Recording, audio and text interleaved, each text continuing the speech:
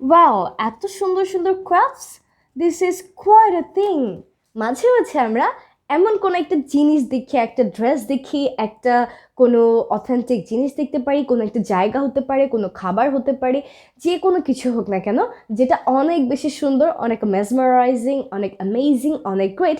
সেই ক্ষেত্রে চাইলে আমরা একটা অসম ইংলিশ এক্সপ্রেশন ব্যবহার করতে পারি, যেটা আমরা আজকের ক্লাসে শিখে নিতে চলেছি। চলুন তাহলে দেখে নিই সেই এক্সপ্রেশনটা কি। দ্যাট ইজ কোয়াইট আ, তারপর আমরা যে কোনো একটা নাউনকে বসিয়ে দিব, কোয়াইট আ নাউন। তো এই নাউনের জায়গায় আসলে আমরা কোন জিনিসটা সবচেয়ে সুন্দর, কোন জিনিসটা ভালো সেটার কথা বলছি। যেমন দেখে নিই এক্সাম্পলে কীভাবে বলতে পারি। So quite a something means this is really great or amazing or awesome etcetera.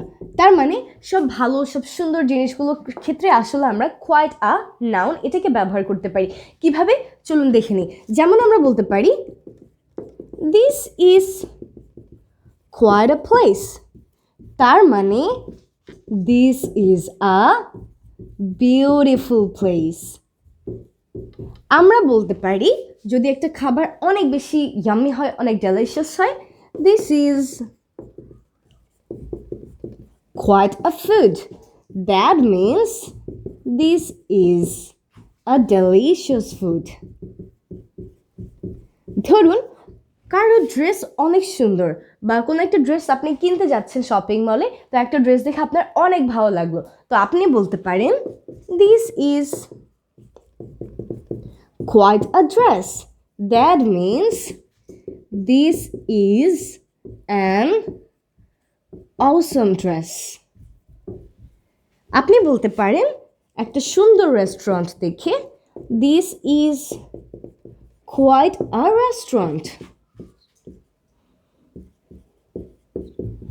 That means this is an amazing restaurant.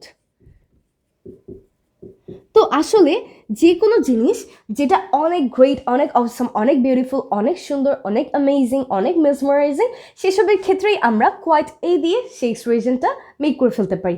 Quite a noun, যেমন আমরা বলেছি this is quite a place, this is quite a food, this is quite a dress, this is quite a restaurant. Similarly আমরা বলতে পারি this is quite a hijab, that is quite a tutorial, he is quite a teacher, etc.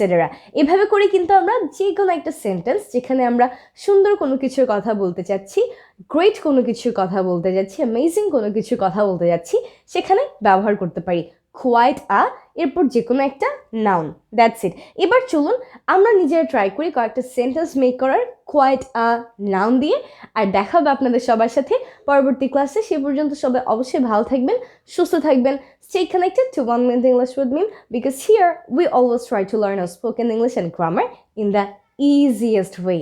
Stay blessed and goodbye. Take care of your health. Allah Hafiz.